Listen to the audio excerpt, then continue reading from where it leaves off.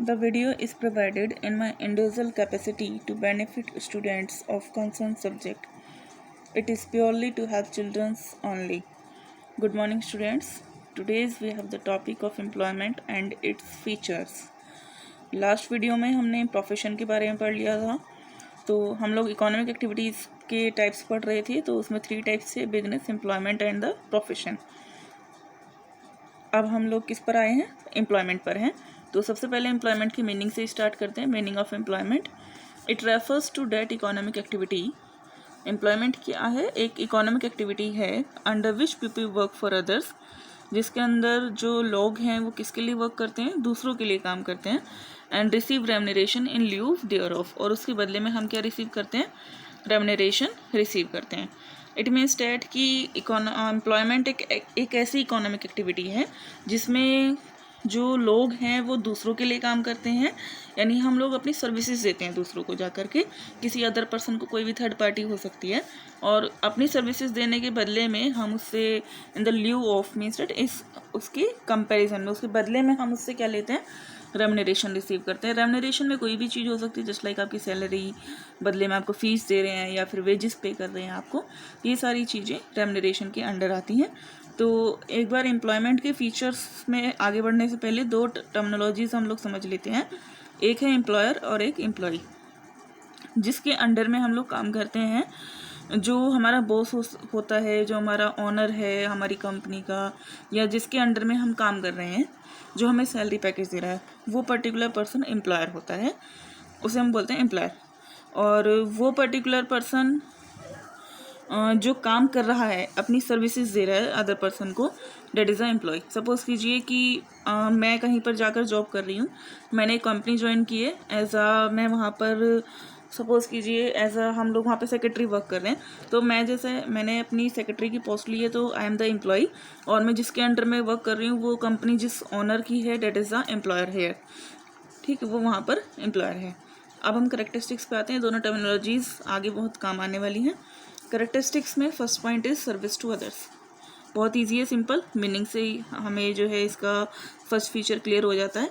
The first important features of employment is the service of others. इसका first important सबसे easy feature यही है कि इसके अंदर हम दूसरों को सर्विसेज प्रोवाइड कराते हैं। हम इसमें खुद के लिए कोई काम नहीं करते, यानी कि अपने सेल्फ के लिए हम इसमें कोई भी काम नहीं करते हैं। जो भी काम किया जाता है वो किसके लिए किया जाता है? दूसरों को सर्विसेज प्रोवाइड कराने के लिए किया जाता है, और बदले में हम उसे टाइम दे रहे हैं, उसके लिए काम कर रहे हैं, जा कर के अपनी जो एबिलिटी है वो दूसरों पे स्पेंड कर रहे हैं और दूसरों को प्रॉफिट अर्न करके दे रहे हैं। बदले में वो हमें कुछ part of profit, it means that as a salary हमें दे देता है। Next point is servant. Servant means an employee is a servant of his master. कोई भी एम्प्लॉय मीन्स जो काम कर रहा है, इज अ सर्वेंट। वो कौन होता है? वहाँ पर सर्वेंट होता है of his master. Master means अपने बॉस का, एम्प्लॉयर का। And acts according to his order, और वो वैसे ही एक्ट करता है जैसा कि उसके बॉस ने ऑर्डर दिया है। जो उसका बॉस कहेगा उसे वही काम करना पड़ेगा, वो अपनी मर्जी से वहाँ पर कुछ भी नहीं कर पाएगा।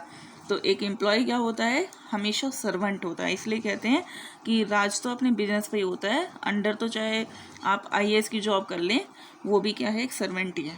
जॉब ही होती है, उसमें हम अपनी मर्जी नहीं चला सकते। जो हमसे जस्ट ऊपर हमारे सीनियर है, हमें उसकी सुननी ही पड़ेगी, चाहे वो गलत है या सही है। बॉस इज़ ऑलवेज राइट, वो हमेशा सही होता है।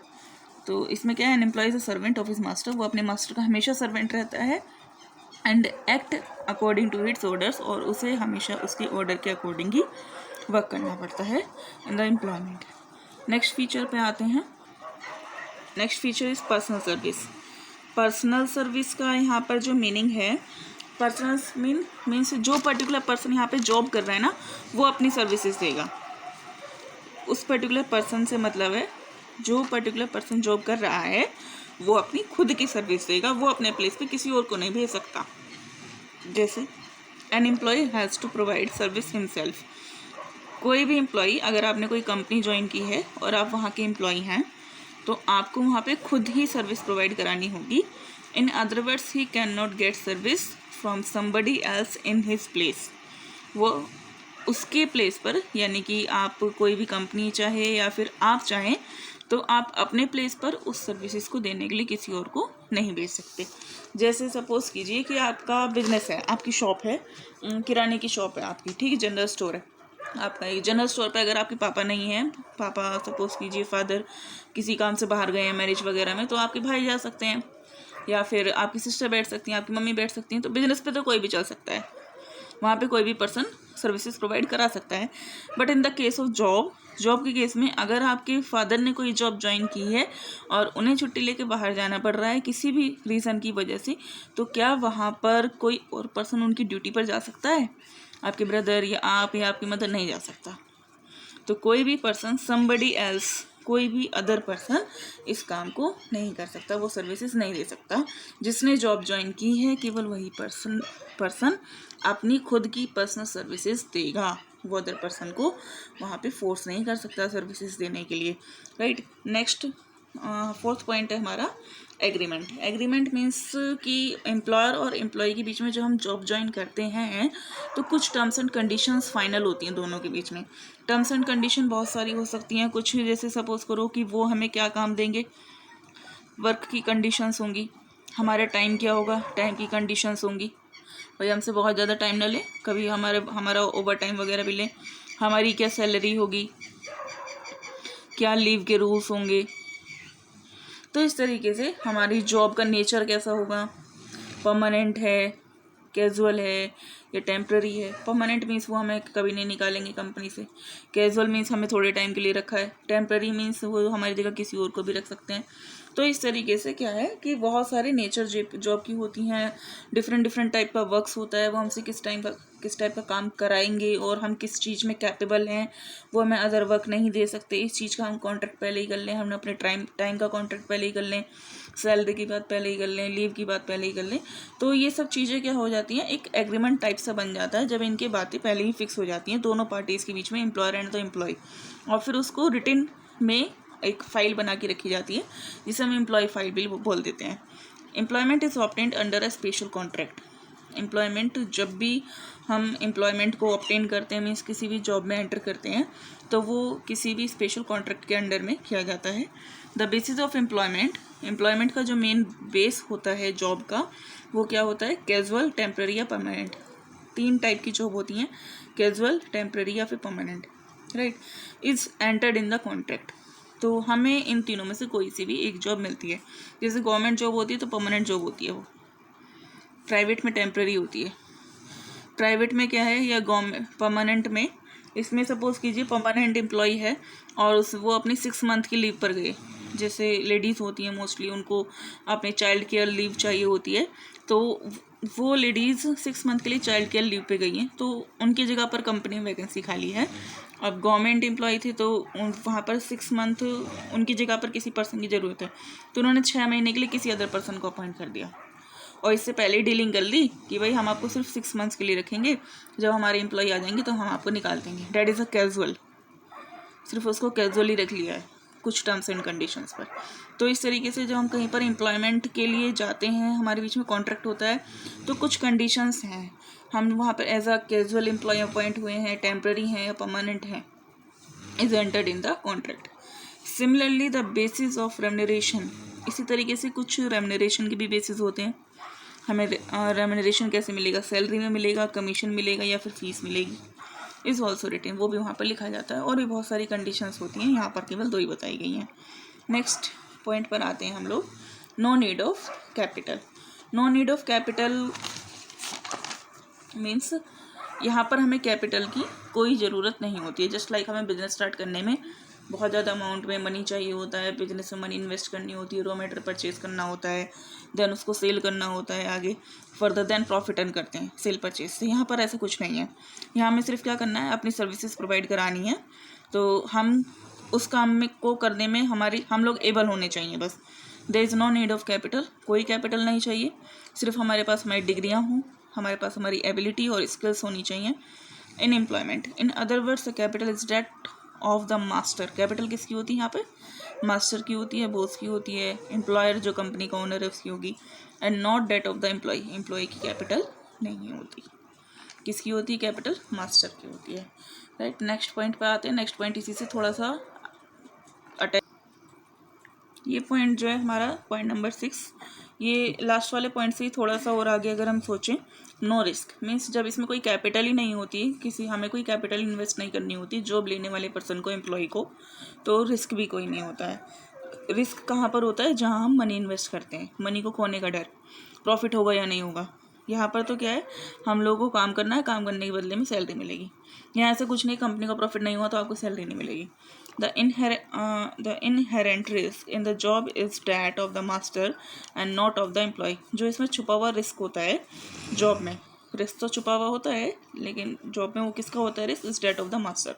सारा रिस्क टोटली किसका होता है? मास्टर का होता है, वही उसके लिए रिस्पॉन्सिबल भी होता है रिस्क के लिए। बिजनेस के फीचर्स में पढ़ा था कि प्रॉफिट के लिए जो बिजनेसमैन है वो प्रॉफिट के लिए रिस्पॉन्सिबल होता है, तो लॉस भी हो जाता है, उसे लॉस भी बियर करना पड़ता है, राइट। लेकिन उसमें उसके एम्प्लॉय का कोई फॉल्ट नहीं है। तो लॉस किसका होता है? हमेशा बिजनेस में या कंपनी में मास्टर का होता है, नॉट ऑफ द एम्प्लॉय। उसके एम्प्लॉय का कोई भी फॉल्ट नहीं होता है। तो कोई कैपिटल नहीं तो कोई रिस्क नहीं। Next point 7, nature of employer. Employer का नेचर डिफरेंट हो सकता है। आप जैसी कंपनी ज्वाइन करेंगे वैसा आपके एम्प्लॉयर का नेचर हो सकता है। जैसे जॉब का नेचर था पोस्ट का, जैसे टेम्प्रेरी, परमानेंट या फिर कैजुअल, इस तरीके से एम्प्लॉयर का भी नेचर होता है। The employer can be anybody, कोई भी पर्सन एम्प्लॉयर हो सकता है। जब आप जॉब लेने के लिए जा रहे हैं तो it can be the government, government के अंडर में आप जॉब ले सकते हैं, गवर्नमेंट एक एम्प्लॉयर हो सकती है। कोई गवर्नमेंट ऑर्गेनाइजेशंस है या फिर प्राइवेट ऑर्गेनाइजेशन, या तो प्राइवेट जॉब करेंगे, गवर्नमेंट ऑर्गेनाइजेशन में जॉब करेंगे, या फिर आप गवर्नमेंट के एम्प्लॉय बनेंगे, राइट। ये गवर्नमेंट की कंपनीज की बात हो रही है। यहाँ पे nature of employee different nature हो सकती है एम्प्लॉयर के। तो इस तरीके से ये कुछ फीचर्स थे। नेक्स्ट जो हमारा टॉपिक होगा कल, नेक्स्ट वीक हम लोग एक टॉपिक पढ़ेंगे, थोड़ा सा और आगे चलेंगे इससे, ऑब्जेक्टिव्स ऑफ बिजनेस। ये ना हमारा नेक्स्ट वीडियो का टॉपिक है। अब मैं आपको थोड़ा सा एक चीज़ यहाँ पे बेसिक क्लियर कर देती हूँ। एक्चुअल में क्या है कि हमने ये जो पढ़ा था अभी इकोनॉमिक एक्टिविटी के, हम थोड़े से टाइप्स देख रहे थे कि 3 टाइप की होती है इकोनॉमिक एक्टिविटी, राइट। हमने उसमें क्या क्या देखा था? बिजनेस, प्रोफेशन और एम्प्लॉयमेंट, ये 3 चीज़ें हम पढ़ चुके हैं, इनके मीनिंग और फीचर्स। अब एक्चुअल में ये है क्या है, तीनों इकोनॉमिक एक्टिविटी के टाइप्स हैं। हम यहाँ पर क्या पढ़ रहे हैं? बुक का नाम क्या है? PST, it means that business studies.